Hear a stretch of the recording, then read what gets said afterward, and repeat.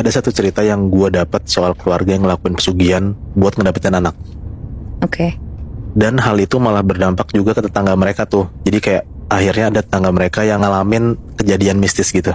Sebut aja tetangga yang ngalamin kejadian mistis ini namanya Nia. Nia ini nih kerja di kota yang beda sama rumahnya. Jadi Nia ini cuma pulang ke rumah tuh beberapa bulan sekali karena ngerantau lah. Nah beberapa bulan lalu Nia tuh balik pulang kampung. Rumahnya nih pokoknya di sebuah kabupaten di Jawa Timur. Dari kecil si Nia ini emang sering nih kayak denger cerita horor tentang sosok-sosok di rumahnya. Terus juga bahkan beberapa kali juga dia suka ngelihat sosok makhluk halus itu. Nah sampai Nia ini pas pulang kampung itu tuh dia ke rumahnya tuh selama 7 hari. Pas dia di hari pertama di rumahnya di kampungnya tuh gak ada kejadian aneh apa-apa nih, aman-aman aja. Tapi suatu hari Nia tuh pergi ke rumah sepupunya yang gak jauh dari rumahnya. Nia tuh nongkrong di sana sampai larut malam, sampai sekitar jam 11 malam lah baru pulang. Karena jarak antara rumah si Nia sama rumah sepupunya ini deket, akhirnya dia pulang jalan kaki. Di malam itu tuh jalanannya gelap banget, cuma ada kayak sekitar 1-2 lampu doang lah yang hidup, dan itu tuh di ujung-ujung jalan gitu Nat.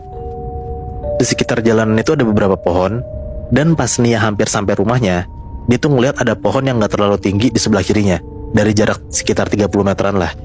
Nia tuh ngeliat Nat, ada sosok kayak cowok gitu lagi jongkok di bawah pohon itu.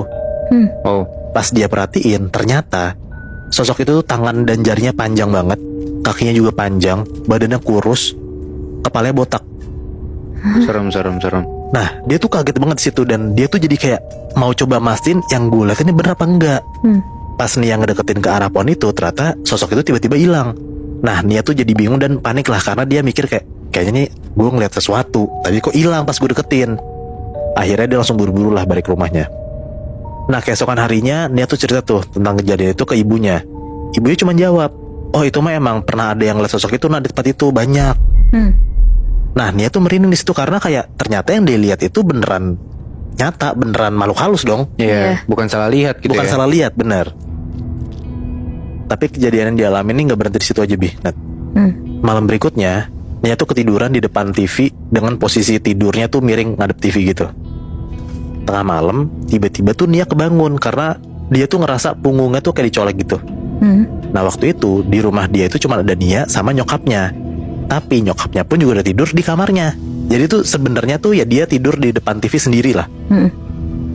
Dia ngerasa tangan yang nyolek dia itu kayak tangan kecil, tapi dia maksa tetap tidur karena dia tahu kayak ini pasti ada yang gak beres, pasti ini bukan orang gitu.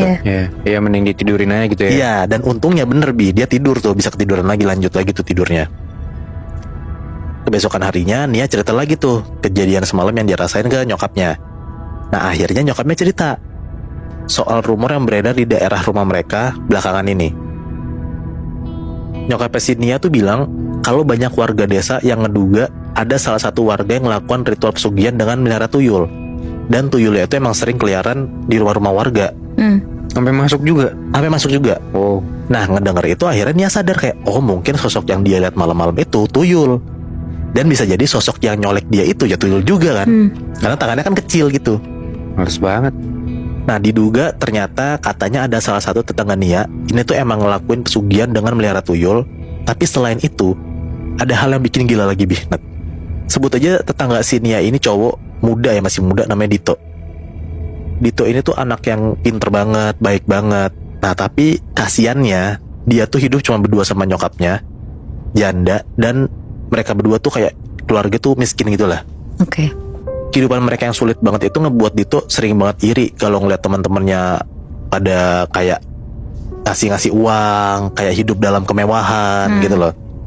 Nah sampai suatu hari pas dia lagi ke hutan dekat desanya dia ya, Dito tuh ketemu sama seorang perempuan tua gitulah yang nyebut dirinya namanya tuh Mbah Roro.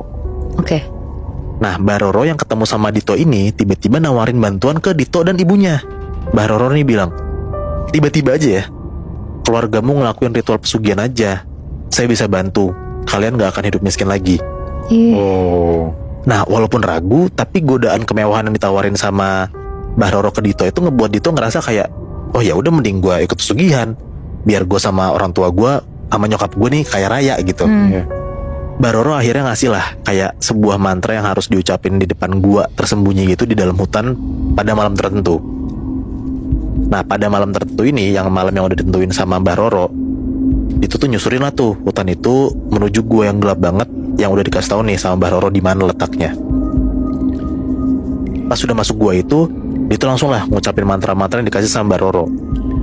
Gak lama dari situ Bi, Nat, itu tuh ngerasa kayak ada kehadiran sesuatu yang ganjil gitu lah.